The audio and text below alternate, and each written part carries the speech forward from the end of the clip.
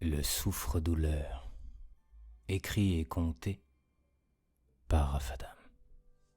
Ce matin-là, il neigeait. Cela faisait 5 jours de suite qu'il neigeait. On pouvait voir les flocons se déposer en silence sur les toits et la route. Louis écarta légèrement le rideau pour regarder au dehors. Derrière lui, le salon et la cheminée où crépitaient les bûches. Assise sur le canapé, sa mère, en train de feuilleter un magazine tout en buvant une tisane. Elle était enceinte de 8 mois. Dans la cuisine ouverte sur le salon, son père, qui poêlait des légumes d'un côté et buvait un verre de vin de l'autre. À la radio, on entendait Freddie Freeloader de l'album Kind of Blue. Quant à sa sœur, eh bien, elle était assise à même le tapis moquette, adossée sur le canapé, tout absorbée par son smartphone. Louis se retourna vers eux et, voyant qu'il était le seul à s'ennuyer, déclara « Je vais faire un tour ». Sa mère releva la tête et lui adressa un sourire d'approbation et de tendresse mêlée. Sa sœur n'entendit même pas son frère. Le père vit son fils passer devant lui et dit « Tu vas prendre les skis ?»« Oui, mais je serai prudent, je te jure. »« Ok, mais ne jure de rien, fils. Et va doucement, d'accord ?» Louis alla au bout du couloir, ouvrit une porte et descendit les escaliers qui se trouvaient là. En bas, le garage froid et obscur. Cela faisait quelques années qu'il n'en avait plus peur, mais il avait tout de même encore un peu d'appréhension. Aussi s'empressa-t-il d'allumer l'interrupteur.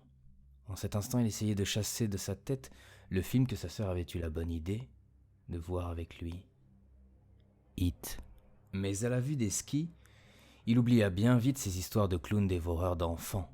Il enfila donc ses gants et son bonnet, puis décrocha la doudoune suspendue là. Puis il eut beaucoup de mal à mettre ses chaussures de ski, après quoi il ouvrit le portail électrique qui donnait à même le trottoir. Sa poitrine se gonfla bien fort à la vue de la neige épaisse et immaculée. Un sentiment de liberté le gagna et il s'empressa de chausser ses skis au dehors. Il regarda sur sa droite, personne. Juste la rue qui partait en direction du carrefour et du centre-ville, avec ses boutiques éclairées et la chocolaterie de M. Bars. Il aimait bien M. Bars, encore qu'il avait remarqué comment il regardait sa mère. Louis était fondamentalement gentil, et comme beaucoup de garçons de son âge, il rêvait de rendre le monde meilleur, même s'il n'avait aucune idée du mode opératoire. Mais l'amour qu'il avait pour sa mère, très belle, faisait naître en lui un instinct protecteur et possessif. Maintes fois, il avait ressenti cette gêne et cette jalousie quand tous les messieurs de la ville jetaient sur elle des regards intéressés ou qu'ils lui lançaient des paroles flatteuses. Il descendit la rue sur sa gauche, d'abord à faible allure, puis assez vite, au fur et à mesure que la pente s'inclinait. Il pouvait déjà voir la sortie de la ville et les bois de part et d'autre. En tendant l'oreille, on pouvait entendre la rivière qui n'avait pas encore gelé. « Wow !» s'écria l'un des voisins en le voyant passer. Louis jeta un regard vers lui et ne vit pas la bosse formée par le pavé irrégulier. Son ski gauche se suréleva, il perdit l'équilibre et s'écrasa lourdement dans la neige. Le voisin lâcha sa pelle, ouvrit la clôture et courut vers lui en criant « Ça va ?» Il aida Louis à rechausser et lui dit « Je suis désolé mon garçon, je ne voulais pas te déconcentrer, tu sais. Ta vitesse m'a surprise. » Louis se redressa et sentit une effluve d'alcool putride, comme une bourrasque au visage. Il détourna la tête, mais l'homme continua à parler.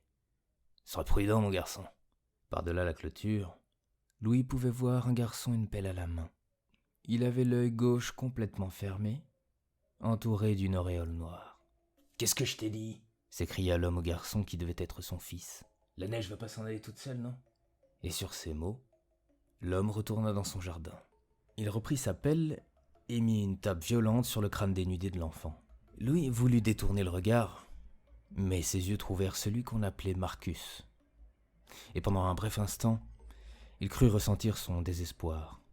Louis ne s'attarda pas davantage et continua à descendre la rue jusqu'à la forêt. « Eh bien, tu en fais une tête !» lui dit sa mère. « Qu'est-ce qui ne va pas ?»« C'est rien, j'ai juste fait une chute. »« Une chute ? Tu t'es blessé ? Fais voir. » Sa mère se releva un peu trop brusquement et dut se rasseoir. « Chérie, intervint le père, assieds-toi, je m'en occupe. »« Fais-moi voir, Louis. » Louis releva son t-shirt et un hématome généreux apparut le long de ses côtes. « Louis, bon sang !» s'écria le père. « Je t'avais dit d'y aller doucement, non ?» En entendant son père crier et à la vue de ce bleu qui recouvrait son flanc, Louis repensa à l'homme sinistre. Et à l'enfant qui pelletait la neige, un simple t-shirt à manches longues sur le dos, un œil refermé. « Je crois qu'on frappe un garçon », déclara soudain Louis. « Quoi ?» dit sa mère. « Qu'est-ce que tu me racontes ?» Mais Louis n'osa pas en dire davantage.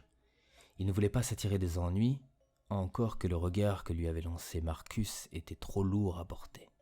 Sa sœur releva la tête et dit « Il a dit qu'on avait frappé un garçon !»« Louis, » dit son père, « explique-moi ce que tu as vu. » Mais Louis n'ajouta rien. Il lançait des regards désemparés au sol, incapable de se décider. Alors le stress intérieur se mua en asthme et il dut prendre son inhalateur. Après quoi, il alla s'enfermer dans sa chambre. Ses parents n'insistèrent pas, mais leur préoccupation n'en fut que plus grande. « Tu crois qu'il parle de lui ?» dit le père à la mère. « Comment ça ? Je te demande si tu crois que le garçon dont il parle, c'est lui, qu'il n'ose pas le dire. »« Non, non. » Les parents échangèrent des regards, le père n'écarta pas son hypothèse, et la mère fut en proie au doute.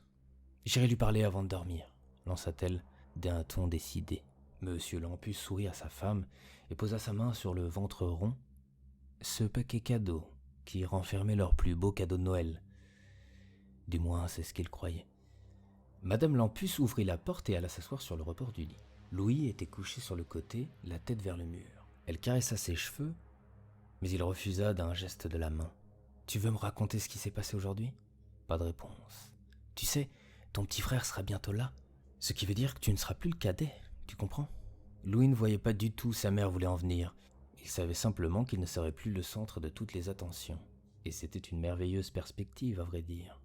Madame Lampus ne put soutirer aucune confession à son fils. Elle déposa un baiser sur sa tempe et le laissa dormir. Monsieur Lampus passait une journée épouvantable. D'abord la neige qui rendait la circulation presque impossible. Ensuite les urgences qui s'accumulaient à 2 semaines de Noël. Et puis cette réunion en fin de journée. Le responsable d'équipe était arrivé en retard, avait tenté d'accuser Lampus pour les mauvais résultats du trimestre passé et avait annoncé une restructuration prochaine. Lampus avait réussi à tenir sa langue, mais l'amertume et la frustration ne furent que plus grandes. Dans le pire des cas, il allait perdre son emploi la veille de Noël, alors que sa femme était sur le point d'accoucher. Et dans le meilleur des cas, il récupérerait les missions de ses collègues licenciés et sa charge de travail deviendrait ingérable. En cette fin de journée, il repensait à ce qu'avait été sa carrière. Il travaillait toujours pour les mêmes scélérats. Des hommes principalement, sans empathie, ni aucune autre ambition que l'accumulation mathématique de richesses. Son entreprise était un modèle du genre, le degré zéro du développement RH. Vers 15h, il prit ses affaires et s'en alla, faisant fi des regards obliques qu'on lui lança, de l'open space au hall d'entrée, en passant par l'ascenseur. Dehors, il neigeait toujours. On devinait à peine le soleil derrière le voile laiteux. Sa voiture ne démarra qu'au bout du 5e essai. Il sentait l'amertume monter en lui. Il conduisit lentement, les essuie-glaces à plein régime, jusqu'à l'entrée de la ville. Et là, il le vit. L'enfant dans la neige. Lampus se gara sur le bas-côté et resta là, à observer la scène. Qu'est-ce que fait cet enfant dans la neige, pensa-t-il. Déblayer la neige quand il neige, c'est absurde. Et puis, on ne demande pas à un enfant de le faire. Encore moins sans manteau. Un homme sortit sur le perron, une bière à la main. Son pull en laine recouvrait à peine sa panse. Il s'adressa au garçon, puis descendit les marches à vive allure. Lampus vit alors comment l'homme s'élança sur le garçon pour lui botter le derrière à grands coups de pied. Lampus allait intervenir quand il vit son fils au loin. Il descendait la pente assez vite. Lampus attendit. « Hé là, jeune fou !» lança l'ivrogne à Louis. « Où vas-tu comme ça ?» Louis s'arrêta pour répondre, par politesse. « Je vais jusqu'à la forêt. Tu devrais pas trop t'éloigner par ce temps, hein mon garçon ?» Et sur ces mots, l'homme tapota le bonnet de Louis et fit tomber quelques flocons. Cette fois-ci, Lampus sortit de sa voiture. « Louis, dit-il, viens par ici. »« Ah, vous êtes le père du jeune homme ?» s'exclama l'ivrogne. Lampus ignora l'homme. Il réajusta le bonnet et l'écharpe de son fils. Il le déchaussa aussi, prit ses skis et le prit par la main. « Monte dans la voiture, dit-il sèchement à son fils. Louis obéit.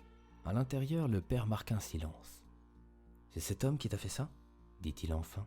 Louis regardait Marcus pelleter la neige par la fenêtre. « Louis, réponds-moi, c'est cet homme qui t'a fait ça?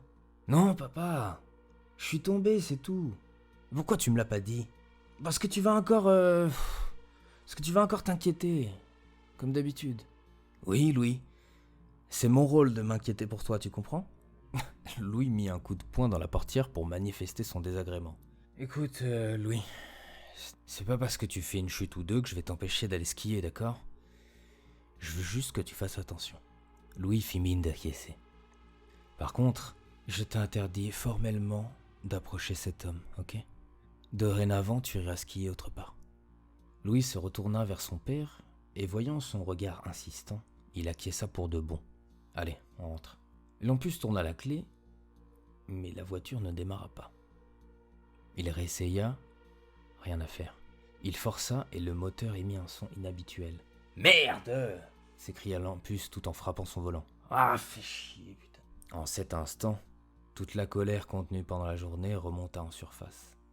Il détacha sa ceinture, ouvrit la portière violemment et alla ouvrir le capot. Une fumée noire s'éleva jusqu'à lui, et il fut pris d'une quinte de toux épouvantable. Après quoi, il envoya des grands coups de pied de rage dans le pneu et la jante. « Oh, ça sert à rien, hein !» lança l'ivrogne. « La caisse redémarrera pas. » Quelque chose en Lampus a fait tilt, comme un interrupteur ou une trappe qu'on aurait ouverte.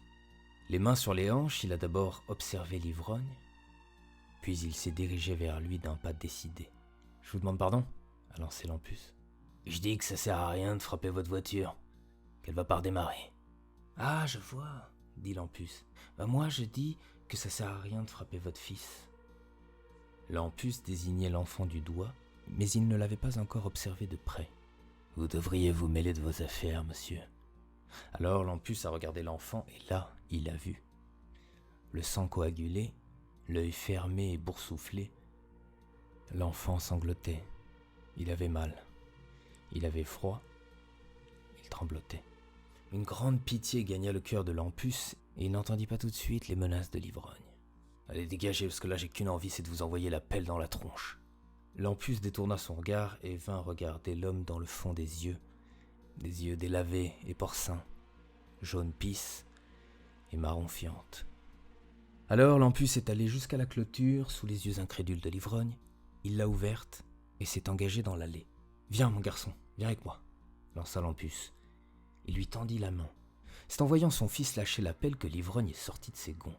Il n'a même pas demandé à Lampus de sortir de chez lui, il s'est élancé sur lui et est venu faire ce qu'il savait faire de mieux, frapper.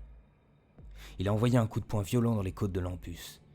Ce dernier a émis un râle de douleur, mais s'est maintenu sur ses pieds, et il a pris l'enfant par la main pour rejoindre la rue. L'ivrogne a alors remis un coup de poing, mais Lampus l'a esquivé, et l'ivrogne est venu s'étaler dans la neige. « On s'en va !» dit Lampus pour encourager l'enfant à le suivre au pas de course. Depuis la voiture, Louis assistait à la scène le cœur haletant. Ils avaient passé la clôture et s'apprêtaient à quitter le trottoir, mais l'ivrogne s'est remis debout, plein de haine et de folie. Il a saisi la pelle, s'est élancé vers eux, et il a frappé Lampus à l'arrière du crâne. Il y a eu un bruit sourd, Lampus est tombé à terre. Du sang s'est répandu dans la neige, et son corps a été pris de convulsions. Louis est sorti de la voiture et il a couru maladroitement vers son père. Ses chaussures de ski l'empêchaient d'aller plus vite. Marcus regardait le corps du père de Louis, les yeux écarquillés. L'ivrogne, lui, restait comme pétrifié par la neige, la pelle entre les mains. « Va chercher de l'aide !» dit soudain Louis à Marcus. Le garçon sortit de sa torpeur et courut aussi vite qu'il put jusqu'à la prochaine maison, 200 ou 300 mètres plus haut. Monsieur Lampus fut hospitalisé d'urgence. Il resta 10 jours dans le coma. Madame Lampus ne dormait plus, mangeait à peine. Son stress était constant.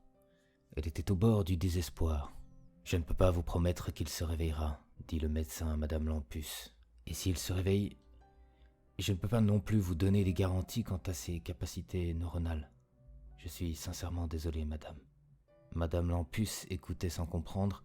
Elle manqua de s'évanouir, puis vint s'asseoir sur l'une des chaises de la salle d'attente, soutenue par sa fille et son fils. Louis pleurait sans retenue. Sa sœur essayait de faire preuve de courage, mais Madame Lampus perdit les os. Le médecin fit signe à l'un de ses infirmiers et on s'occupa de la mère de Louis. Elle accoucha donc sans son mari d'un bébé mort, sans doute à cause du stress. Quant à l'ivrogne, il fut jugé et condamné pour avoir porté atteinte à la vie d'autrui et pour maltraitance. On lui retira donc la garde de l'enfant et Marcus fut confié aux services sociaux. 8 jours plus tard, Monsieur Lampus se réveilla de son coma. Sa famille était là. Sa femme expira longuement avant d'éclater en sanglots. Lampus voulait dire quelque chose, demandait si son bébé allait bien, mais il ne put émettre aucun son. Il avait perdu l'usage de la parole. Il put sortir le lendemain. Devenir muet était le dernier de ses soucis, paradoxalement, car sa femme s'enfermait dans le mutisme et ne sortait que pour acheter des antidépresseurs, car son fils culpabilisé se consumait de l'intérieur, et car sa fille s'enfermait dans sa chambre toute la journée. Tout ça un 23 décembre, formidable, le soir de Noël. Madame Lampus avait pris sur elle. Elle avait mis la table et sa fille l'avait aidé à cuisiner. Louis restait dans sa chambre. Il jouait mécaniquement à des jeux vidéo pour s'éviter d'avoir à penser. Monsieur Lampus, lui, était sorti faire une course. Du moins, c'est ce qu'il avait fait comprendre à sa femme. Vers 20h, Madame Lampus et sa fille étaient à table. Elles attendaient le retour de Monsieur Lampus. Louis refusait de dîner. Soudain, vers 20h15, l'interphone a sonné. Ils ont tous sursauté. La sœur est allée ouvrir. Elle a attendu sur le seuil de la porte, les yeux au sol, à sonder le paillasson. L'ascenseur s'est ouvert au bout du couloir. Lampus était là, le sourire aux lèvres, mais la poitrine comme gonflée d'un bonheur inespéré, miraculeux. À ses côtés, un enfant, l'œil encore violet, mais entrouvert. Sa fille a relevé la tête et elle a souri, les larmes dans les yeux. Ils sont entrés, en silence, presque à pas feutrer. Madame Lampus les a regardés et elle n'a pu retenir son émotion. Marcus regardait au sol, comme honteux. Alors Madame Lampus s'est relevée et elle a relevé gentiment le menton de son fils adoptif, de son fils tout court. Puis elle a adressé un regard de gratitude à son mari. Et comme averti par son intuition, Louis était sorti de sa chambre. Il observait timidement la scène. Marcus pleura alors toutes les larmes de son corps. Toutes ces années de mauvais traitements avaient enfin trouvé une issue heureuse. Elle ressortait par grandes vagues de sanglots. Alors, Louis s'avança lentement et il le serra dans ses bras.